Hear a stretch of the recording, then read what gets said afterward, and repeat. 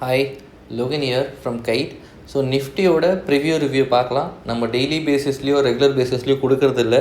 ஏன்னா நிஃப்டி நம்ம ட்ரெண்டை மீறி இன்னும் எங்கேயுமே போகல. ஏன்னா ட்ரெண்டிங் மார்க்கெட்லேயே இல்லை. ஸோ நிஃப்டி இப்போ கரண்ட்டாக ஒரு சிமெட்ரிக்கல் ட்ரையாங்கிள் ஃபார்மேஷனும் கொடுத்துருக்கு. இன்னும் ஃபார்மேஷன் தான் கொடுத்துருக்கே தவிர அதுக்கான என்ட்ரி லெவல் கொடுக்கல. ஃபார்மேஷன் கொடுக்கும் போதே தான் என்ட்ரி எடுக்க முடியாது அப்படின்றது தான் ஃபேக்ட்டு. நம்ம நிறைய இடத்துல பார்க்கலாம். நிஃப்டி ஒரு ஃபார்மேஷன்லையும் வந்து பார்த்திங்கன்னா தெரியும், ஒரு பாட்டம்லேயும் கொடுத்துட்டு மார்க்கெட் ஒரு அப்ஸ்கேல் தான் போகுது. சேம் அதே தான் சிமெட்ரிக்கல் ஆப்போசிட் ரேஞ்சில் ஒரு ஹையர் சைட்லையும் மார்க்கெட்டை ரிஜெக்ஷன் கொடுத்துட்டு கீழே வந்ததை தான் நம்ம பார்த்துட்டு இருக்கோம். ஸோ இந்த முறையும் மார்க்கெட் கன்சிக்யூட்டிவாக ஒரு 3 நாள் பார்த்தீங்கன்னாக்கா ஒரு பெரிய லெவலில் பை சைட் கொடுத்துருக்கு. 2 நாள் ஒரு நல்ல ட்ரெண்டிங் மார்க்கெட்டாகவும் இன்றைக்கி 3ஆவது நாள் ஒரு கேப் அப் கொடுத்து அதில் ஒரு மார்க்கெட் பாசிட்டிவ் க்ளோஸ் வைக்கிறதும் பார்க்க முடியுது. பட் இதனால் மார்க்கெட் பாசிட்டிவா அப்படின்னு கேட்டிங்கனாக்கா கரண்ட்லி இன்னும் இல்லை. மார்க்கெட் இன்னும் நமக்கான ட்ரெண்ட் இன்னும் ஃபார்ம் ஆகலை அப்படின்றத நம்ம பார்க்க முடியும். மார்க்கெட் எங்கேருந்து நம்ம ட்ரெண்டிங் வரையலாம், அதாவது எடுக்கலாம் அப்படின்றது ஒன்று இருக்குது. முதல்ல இந்த சிமெட்ரிக்கலில் இப்போதைக்கு நம்மளால் பை அப்படின்றதுக்கு பாசிபிலிட்டிஸ் இல்லை.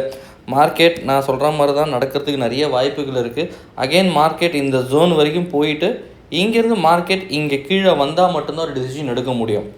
அகெயின் 25,350 ஆர் 400 ரேஞ்சுக்கு போனாலுமே மார்க்கெட் பை ஆகுமான்னு கேட்டிங்கனாக்கா கண்டிப்பாக இல்லை, திரும்பி கீழே வர்றதுக்கு தான் வாய்ப்பு இருக்கும். But this time it is a time to take a decision. ஒருவேளை 25,750 ரேஞ்சுக்கு வந்ததுன்னா இந்த முறை தான் நம்ம டிசிஷன் எடுத்தே ஆகணும். மார்க்கெட்டை பொறுத்த வரைக்கும் எய்தர் என்ட்ரி இந்த சைடு நடக்கலாம் ஆர் இந்த சைடு நடக்கலாம். டில் தட் அது வரைக்கும் நம்மளால் மார்க்கெட் என்ன பண்ண முடியாதுன்னா ஒரு டிசிஷன் எடுக்க முடியாது. ஸோ மார்க்கெட்டில் 25,350 400 ரேஞ்ச் வந்து மார்க்கெட் ஒருவேளை பிரேக் அவுட் ஆகி மேலே போகுதுன்னா கன்ஃபர்மேஷன் கொடுக்காம நம்ம ட்ரை பண்ண முடியாது, சொல்லவும் முடியாது. போகுதுன்னா அப்போ யோசிக்கலாம் என்ன டெக்னிக்கல் மூலிமா போயிருக்கு, அதாவது நியூஸ் மூலிமா மார்க்கெட் உடச்சிருக்கான்றது அப்போ பார்க்கலாம்.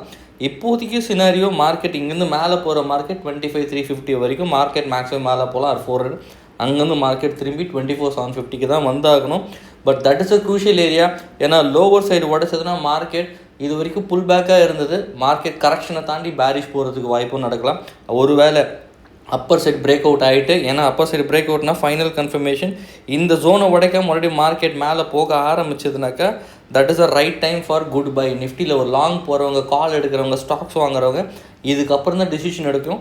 அது வரைக்கும் எந்த டிசிஷன் எடுக்க வேணாம், என்ன நடக்குதுன்றதை வெயிட் பண்ணி பார்க்கலாம். தேங்க்யூ.